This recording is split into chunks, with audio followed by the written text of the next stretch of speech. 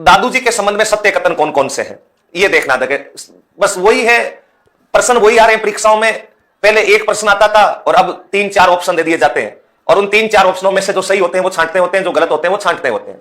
बस पहले एक लाइन आता तो उसको सरल कह देते, अब 3-4 ऑप्शन दे देते उसको कठिन कहने लग गए। तो कोई कठिन नहीं है अभी तो, ये तो स्टेटमेंट वाले तो उल्टे सही होने की संभावना और ज्यादा रहती है। 1-2 तो बात हम पकड़ ही लेते हैं। अब अगर वन लीनियर प्रश्न हो वो आ रहा तो आ रहा, नहीं आ रहा तो नहीं आ रहा। 4 में से 1-2 भी आता है तो ऑप्शन निकल जाते हैं। देखते हैं, देखें सबसे पहला दादू जी के संबंध में सत्य कथन है। दादू जी आजीवन अविवाहित रहे। दादू जी ने उपदेश हिंदी मिश्रित सदुकड़ी में दिए। दादू जी ने निपक आंदोलन का सूत्रपात किया। दादू जी ने निर्गुण ब्रह्मा की उपासना के उपदेश दिए थे। तो 2, 3, 4 सही है, 1, 2, 3 सही है, केवल 3 एवं 4 सही है, 1, 3 एवं 4 सही है, ज्यादा कोई दिक्कत नहीं होगी। ऑप्शन 5 आएंगे। हाँ, 5वां तो अनुत्तरित ऑप्शन है ही अपने आप ही, वो तो आपके आएंगे, उसमें कोई दिक्कत ही नहीं। 5वां अनुत्तरित प्रश्न करने की पोल वगैरह में काम आएगा, अपने सीधे सीधे कर लेते हैं। अनुत्तरित प्रश्न वाला यहां आपको बनाने की जरूरत नहीं है। कुछ बी बता रहे हैं, कुछ डी बता रहे हैं, कुछ सी बता रहे हैं, ज्यादातर बी बता रहे हैं। अभी चेक कर लेंगे बी सही है, सी सही है, डी सही है, जो भी है अपना मत दे दे और बाद में देख लेंगे। सबसे पहला दादू जी आजीवन अविवाहित रहे। अब मान लीजिए किसी को नहीं आ रहा दादू जी आजीवन अविवाहित रहे, छोड़ दो एक बार। दादू जी ने उपदेश हिंदी मिश्रित सदुकड़ी में दिए, हिंदी मिश्रित सदुकड़ी में दिए। अब ये भी मान लीजिए नहीं आ रहा तो अगला पढ़ लो। दादू जी ने निपक आंदोलन का सूत्रपात किया, ये तो पक्का आ रहा है। तो 3 तो पक्का सही, लेकिन 3 से काम होगा नहीं। ये तो 3 तो सब में ही आ रहा है। इसका मतलब दादू जी ने निर्गुण ब्रह्म, मतलब हम पढ़ते हैं कि 3 प्रकार की भक्ति परंपरा है, सगुण, निर्गुण और मिश्रित।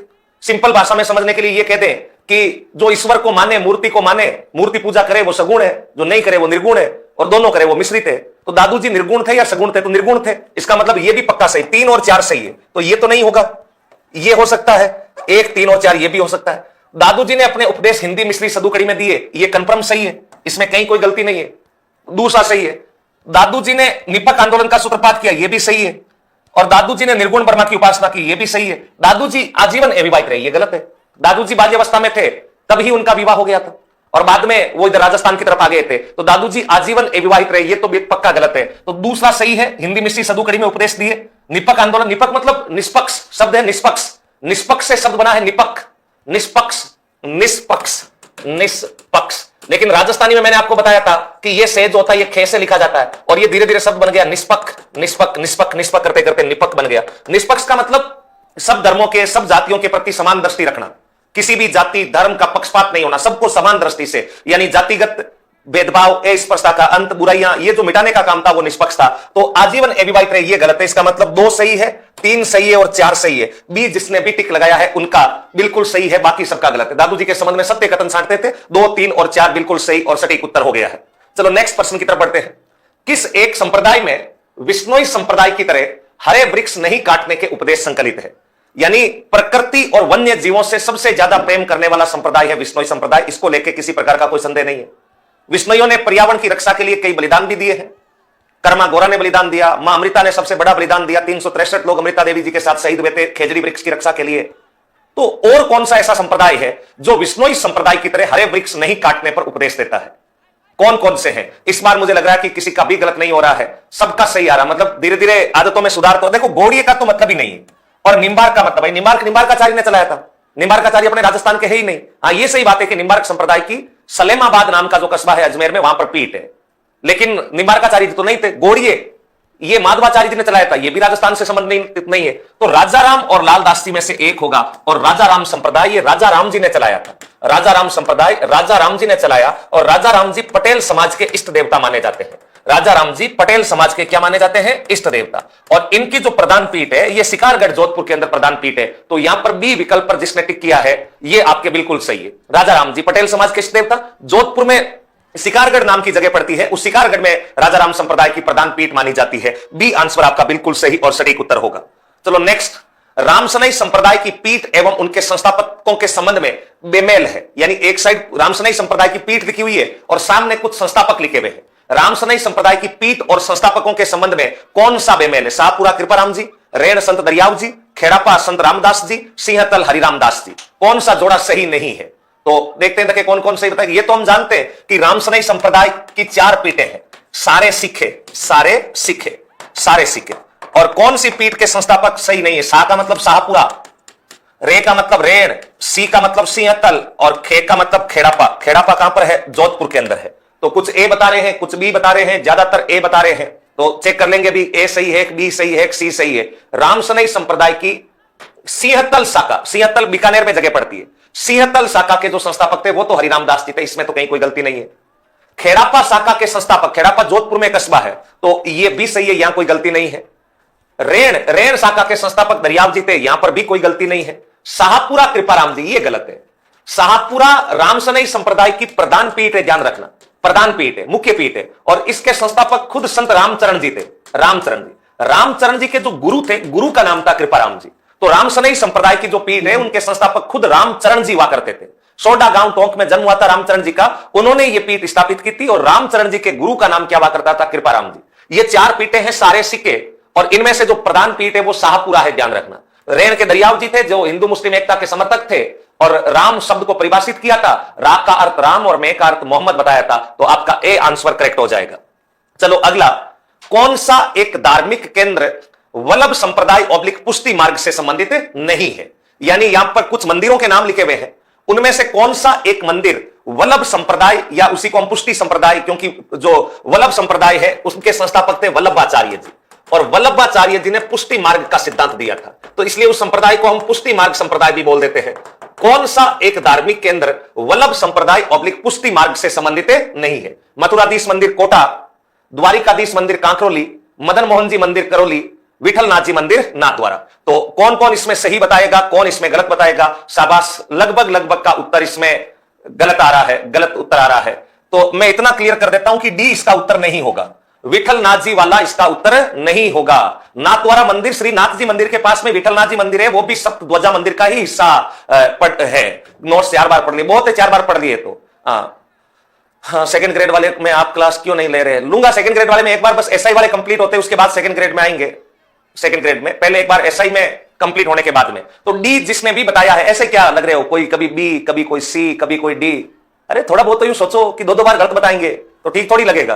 देखो, मथुराधीश मंदिर कोटा, ये तो कन्फर्म है वल्लभ संप्रदाय का। हम जब 1857 की क्रांति पढ़ते हैं, तो 1857 की क्रांति में पढ़ते हैं कि कोटा के क्रांतिकारी कोटा के राजा की भी हत्या करना चाहते थे, लेकिन बाद में मथुराधीश मंदिर के महंत जी ने जैसे तैसे करके वो समझाइश करवाई थी, तो मथुराधीश मंदिर तो है। द्वारिकाधीश मंदिर कांकरोली भी है, मदन मोहन जी का मंदिर करौली वल्लभ संप्रदाय से संबंधित नहीं है। मदन मोहन जी का मंदिर, मदन मोहन जी मंदिर, ये जो मंदिर है, एक गोविंद देव जी मंदिर, गोविंद देव जी मंदिर, एक आपके गोपीनाथ जी मंदिर, गोपीनाथ जी मंदिर, राधा विनोद मंदिर, ये सारे के सारे जो मैं मंदिर बता रहा हूं, ये गौड़ीय संप्रदाय के मंदिर है, वल्लभ संप्रदाय से संबंधित नहीं है। गौड़ीय संप्रदाय के प्रमुख मंदिर माने जाते हैं। हम जब गौड़ीय संप्रदाय जब आपके पढ़ते हैं, तब पढ़ते हैं कि मेन पीठ तो आपके मदन गोविंद देव जी का मंदिर, और दूसरी प्रमुख पीठ है मदन मोहन जी का मंदिर करौली वाला। तो आपका सी आंसर जिसने भी टिक किया है वो आपका बिल्कुल सही और सटीक उत्तर होगा। चलो, जब तक लंबी क्लास नहीं लेकर आएंगे तब तक ऐसे ही विकल्प बताएंगे, लंबी क्लास लेकर आओ। आएंगे भाई, अब देखो ऑफलाइन क्लास को मिस करके तो नहीं आ सकता। मैंने आपको एक दिन आगे भी बताया कि बस सब इंस्पेक्टर वाला जो मॉर्निंग का बैच है वो कंप्लीट होने वाला है, उसमें मॉडर्न हिस्ट्री हो गई, मिडाइवल होने वाली है, और एंशिएंट का थोड़ा सा पोर्शन बचा है। तो वो जैसे ही हिस्ट्री कंप्लीट हो जाएगी, सुबह एक लंबी क्लास आपके लिए लेकर आ जाएंगे। लेकिन ये नहीं कहा जा सकता कि कल लेके आएंगे, परसों लेके आएंगे, जब भी समय मिलेगा जरूर आपको हिस्ट्री का भी रिवीजन करवा देंगे, कल्चर का भी रिवीजन करवा देंगे। लेकिन डेट बता पाना या कंफर्म कर ही देना कि हाँ लेके आएंगे, वो नहीं। जब कह दिया तो प्रयास पूरा करेंगे कि लंबी क्लास 2-3-4 घंटे की हो, जिसके अंदर आप सारी चीजें कवर कर सको। चलो नेक्स्ट क्वेश्चन थोड़ा सा लेंथी है। लेंथी मतलब वही, पहले एक स्टेटमेंट आता था, अब आपके 5-4 स्टेटमेंट आ जाते हैं, और मैंने आपको कहा कि हो जाएगा इतने में एग्जाम हो जाएगा। अब देखो, कोशिश पहले की करेंगे, एग्जाम होगा, इसलिए तो बीच में आधे घंटे के अंदर भी ये लेकर के आए हैं। हाँ, पर्सन दिमाग में सोचने वाले हैं, अब सोचना तो पड़ेगा, क्या कर सकते हैं। जल्दी देखो, देखे संत लालदास जी के संबंध में असत्य कथन है। मेव जाति के लकड़हारा परिवार दौलीदू गांव अलवर में जने लालदास जी अविवाहित रहे। इनकी मृत्यु 1648 ईस्वी नगला भरतपुर रियासत में हुई। लालदास जी मध्यकालीन मेवात के प्रमुख लोक संत एवं कवि भी रहे। तिजारा के मुस्लिम संत गदन चिश्ती से इन्होंने दीक्षा ली थी। तो जल्दी से बताइए रखे, लालदास जी के संबंध में कौन सा कथन असत्य है? फॉल्स स्टेटमेंट आपको देखना, केवल 1 व 2, केवल 1, केवल 2 व 4, केवल 1 व 3। संत लालदास जी के संबंध में फॉल्स स्टेटमेंट कौन सा है? बात वही है, लालदास जी की 4 बातें दे दी, इनमें से पूछा गलत छांटो। तो ऐसा तो है नहीं कोई प्रश्न अलग टाइप का आ गया है, प्रश्न सारे वही होते हैं, थोड़ा सा बस उनको लेंथी करके पूछ लेते हैं। कुछ डी बता रहे हैं, कुछ बी बता रहे हैं, कुछ सी बता रहे हैं, अलग अलग लोगों की मिलीजुली सी राय आ रही है। हाँ, डी बी। मेव जाति के लकड़हारा परिवार दौलीदू गांव अलवर में जने लालदास जी अविवाहित रहे। इनकी मृत्यु 1648 ईस्वी नंगला भरतपुर रियासत में हुई। लालदास जी मध्यकालीन मेवात के प्रमुख लोक संत रहे। तिजारा के मुस्लिम संत गदन चिश्ती से इन्होंने दीक्षा ली थी। देखो इतना मैं बता देता हूं कि चौथा कंफर्म सही है। तिजारा के मुस्लिम संत गदन चिश्ती जी से इन्होंने शिक्षा प्राप्त की थी और शिक्षा प्राप्त करके इन्होंने अपना खुद का एक संप्रदाय चलाया था, लालदासी संप्रदाय। लालदासी संप्रदाय चौथा तो कंफर्म सही है। इसका मतलब ये तो उत्तर नहीं होगा। सी तो अगर कोई बता रहा है तो उसकी जो है आपके गलत उत्तर हो जाएगा। ये कंफर्म सही है। लालदास जी मध्यकालीन मेवात के प्रमुख लोक संत एवं कवि भी रहे। मैं इतना बता सकता हूं कि जो लालदास जी का टाइम पीरियड है, वो लालदास जी का टाइम पीरियड, लालदास जी ये 1540 से 1648 तक रहे थे और 1648 तक रहे। इसका मतलब मध्यकाल में तो पक्का थे। इसका मतलब आपका ये भी बिल्कुल सही स्टेटमेंट है। ये संत भी थे, संत के साथ कवि भी रहे थे। इसका मतलब 3 नहीं होगा, तो ये भी नहीं होगा। या तो उत्तर ए होगा और या उत्तर बी होगा। ये कंफर्म हो गया क्योंकि तीसरा पक्का सही है। ये तो सीधा प्रश्न आया हुआ भी है कि मध्यकालीन मेवात के प्रमुख लोक संत कौन रहे थे। गुरु जी सभी सही है ऑप्शन के अनुसार। असत्य कथन पूछा, सभी सही कैसे ऑप्शन के अनुसार? सभी सही नहीं हो सकते। मेव जाति के लकड़हारा परिवार के धोलीदू गांव अलवर में जन्म हुआ एवं आजीवन अविवाहित रहे। ये गलत स्टेटमेंट है। इसका मतलब एक तो पक्का गलत है। अब दूसरा गलत है या नहीं है ये वक्त डिसाइड करेगा। हां ये सही बात है कि मेव जाति के लकड़हारा परिवार में जन्म हुआ, दोलीदू गांव अलवर में जन्म हुआ, यहां तक कोई दिक्कत नहीं है। अविवाहित रहे ये गलत है। इस साल आरएस प्री में भी यही प्रश्न था कि लालदास जी आजीवन अविवाहित रहे। अविवाहित नहीं रहते, शादी हुई थी, मोगरी पत्नी का नाम हुआ करता था मोगरी, तो मोगरी इनकी पत्नी का नाम हुआ करता था। इसका मतलब पहला गलत है। इनकी मृत्यु 1648 नंगला भरतपुर में हुई। ये थोड़ा सा कंफ्यूज वाला है। शेरपुर अलवर में इनकी समाधि है जहां एक मकबरा बना हुआ है। दोलीदू में जन्म हुआ, नगला में मृत्यु हुई। देखो एक 2-3 आदमियों को तो मैं कमेंट गौर से नोटिस कर रहा हूं, जिधर घूमे उधर ही लगातार वो आंसर घुमाते जा रहे हैं छोटे टाबरों की तरह। जैसे जैसे ऑप्शन बताया वैसे वैसे। मैं तो अब दूसरे में इतना कह सकता हूं कि दोलीदू में इनका जन्म हुआ, नंगला जाज के अंदर इनकी आपके जो लालदासी संप्रदाय उसकी प्रधान पीठ है और लास्ट में शेरपुर के अंदर इनकी जो है समाधि बनी हुई है। तो अब कौन सा सही है कौन सा गलत है? मेरा काम तो आपको केवल हिंट देना है। नंगला जाज प्रधान पीठ, यहां प्रधान पीठ तो है, इतना तो मैं बता सकता हूं। अब देखो कई तो अपने पूरे ऑप्शन ही बदल दिए। इनकी मृत्यु 1648 नंगला भरतपुर में हुई थी। यह बिल्कुल सही बात है, इसमें कोई गलती नहीं है। ध्यान रहे कोई गलती नहीं है। इसका मतलब गलत केवल एक है, केवल एक है। लालदास जी की मृत्यु 1648 नंगला में हुई थी। इनकी जो समाधि बनी हुई है वो समाधि शेरपुर के अंदर बनी हुई है। तो पहला गलत है। पहले में बाकी कहीं गलती नहीं है। मेव जाति के लकड़हारा परिवार दोलीदू गांव अलवर में जन्मे थे लालदास जी, लेकिन गलती केवल यहां है। लालदास जी अविवाहित रहे, यह बिल्कुल गलत है। फिर मृत्यु हुई थी मध्यकालीन मेवात के संत गदन चिश्ती से शिक्षा प्राप्त की थी। ऑप्शन बी जिसने भी बताया है उनका बिल्कुल सही उत्तर होगा। चलो राजस्थान के प्रमुख संत एवं, हां ठीक है बता देंगे। एक बार जातियों के मुखिया बता दीजिए। बताऊंगा थोड़ा सा, अभी बीच में तो कहां बताऊं, अलग से बता देंगे जातियों के मुखिया। प्रमुख संत एवं उनके उपनामों के संबंध में असत्य कथन कौन सा है? एक साइड संत लिखे हुए हैं और सामने उनके कुछ उपनाम लिखे हुए हैं और इनमें पूछा है कि कौन सा उपनाम असत्य है। संत मीराबाई राजस्थान की राधा, संत रानाबाई राजस्थान की मीरा, संत गौरीबाई वागड़ की मीरा, भक्त कवि दुर्लभ राजस्थान का नरसिंह। देखते हैं कौन कौन इसमें सही बताएगा कौन इसमें गलत बताएगा। रानाबाई आमेर की, रानाबाई आमेर की नहीं, हरनावा नागौर की है। रानाबाई शेखावाटी की मीरा। अरे शेखावाटी कहां है? हरनावा गांव नागौर में है। अब डीडवाना जिले में आ गया नए कथन के अनुसार। तो लगभग सही है सबका, किसी का इसमें कहीं गलती नहीं है। देखो मीराबाई को राजस्थान की राधा कहते हैं, यह बात बिल्कुल सही बात है। अभी अविनाश बोर्ड ने पूछ भी लिया है प्रश्न, राजस्थान की राधा। भक्त कवि दुर्लभ राजस्थान का नरसिंह, यानी भगवान विष्णु जी के एक अवतार नरसिंह अवतार माना जाता है। गौरीबाई वाले में कहीं गलती की गुंजाइश नहीं है, वागड़ की मीरा। तो रानाबाई राजस्थान की मीरा नहीं है। राजस्थान की मीरा तो खुद मीरा है, राजस्थान की दूसरी मीरा कहा जाता है। राजस्थान की दूसरी मीरा किस संत को कहा जाता है? तो राजस्थान की दूसरी मीरा संत रानाबाई जी को कहा जाता है। राजस्थान की दूसरी मीरा। ध्यान रहे रानाबाई जी का जन्म हरनावा में हुआ था।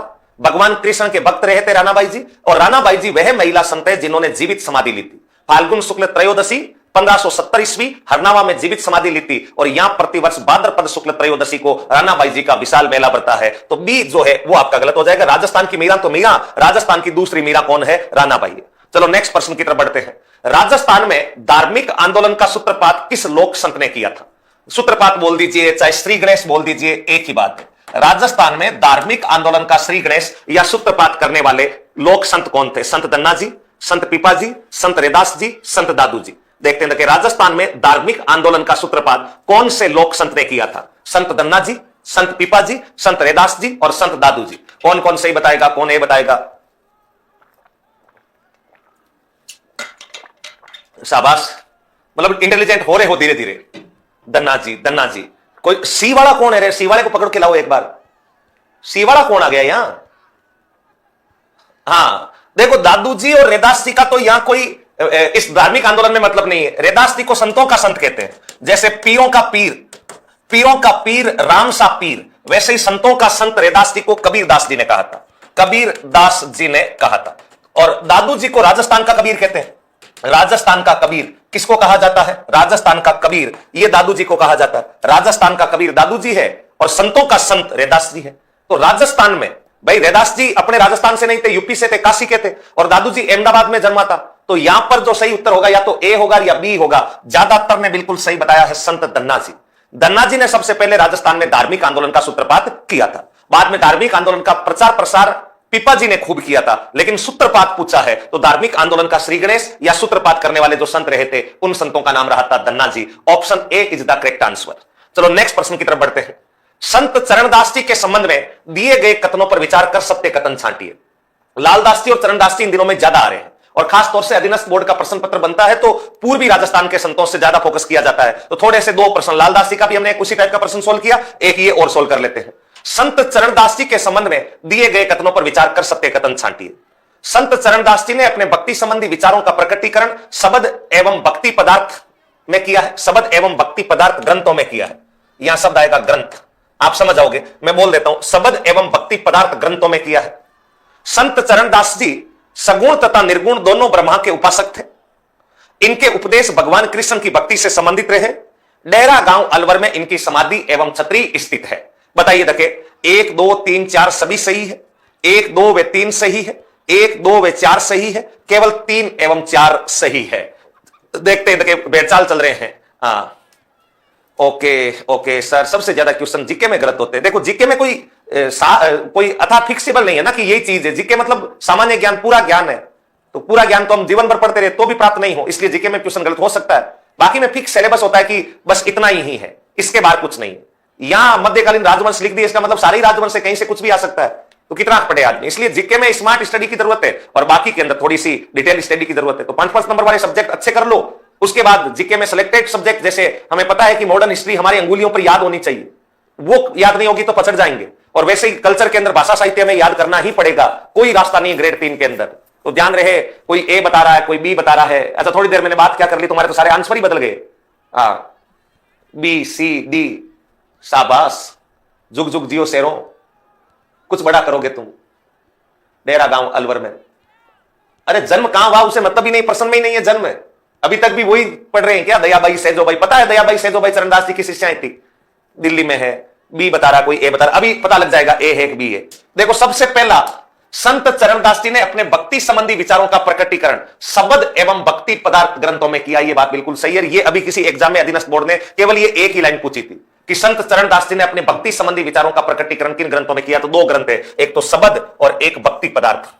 संत चरणदास जी सगुण तथा निर्गुण दोनों ब्रह्मा के उपासक थे। सगुण तथा निर्गुण, इसका मतलब मिश्रित भक्ति परंपरा के संत थे। ये आपको चेक करना है कि मिश्रित भक्ति परंपरा के थे या नहीं थे। तो संत चरणदास जी मिश्रित भक्ति परंपरा के संत थे, इसमें कहीं गलती नहीं है। अब मुद्दा यह है कि इनके उपदेश भगवान कृष्ण की भक्ति से संबंधित रहे, यह बात भी बिल्कुल सही है। चरणदास जी ने तो कृष्ण भगवान को ब्रह्म मान करके पूजने के उपदेश दिए थे। और डेरा गांव अलवर में इनकी समाधि एवं छत्री, ये गलत है। हाँ, चरणदास जी का जन्म जो है वो डेरा गांव में हुआ है। चरणदास जी इनका जो जन्म है ये डेहरा गांव अलवर में हुआ है, लेकिन डेहरा गांव अलवर, लेकिन इनकी समाधि और छत्री ये दिल्ली में है। रीट एसएसटी वालों से तो ये प्रश्न पहले भी पूछा गया है। जिस समय थर्ड ग्रेड नाम की कोई भर्ती नहीं होती थी, सीधा रीट से सिलेक्शन होता था, और उस रीट में पहले भी पूछा जा चुका है कि संत चरणदास जी की छत्री ऑब्लिक समाधि कहां है, तो वो दिल्ली में है। और दिल्ली जो है वहां इनकी समाधि पर प्रतिवर्ष बसंत पंचमी यानी माघ शुक्ल पंचमी को क्या बढ़ता है, मेला बढ़ता है। तो गलत कौन सा है? चौथा। 1 सही है, 2 सही है, 3 सही है। तो 1 2 3 मतलब कौन सा उत्तर सही हो जाएगा? बी। जिसने भी बी बताया है उन सबका सही है, बाकी सबका गलत है। B is the correct answer. चलो नेक्स्ट प्रश्न की तरफ बढ़ते हैं। आचार्य तुलसी के संबंध में असत्य कथन है। वैसे जैन संतों में आपको 2 संतों के बारे में अपने बोर्ड की किताब के अकॉर्डिंग याद रखना है, एक तो आचार्य तुलसी और एक आचार्य भिक्षु स्वामी या आचार्य भिकण जी। आचार्य तुलसी के संबंध में असत्य है। जैन धर्म के श्वेतांबर 13 पंथ संप्रदाय के 9वें आचार्य थे। चूरू के सरदार शहर में जन्मे आचार्य तुलसी ने अणुव्रत आंदोलन चलाया। इनके प्रयासों से शिक्षा एवं संस्कृति के केंद्र जैन विश्व भारती की स्थापना लाडनू में हुई।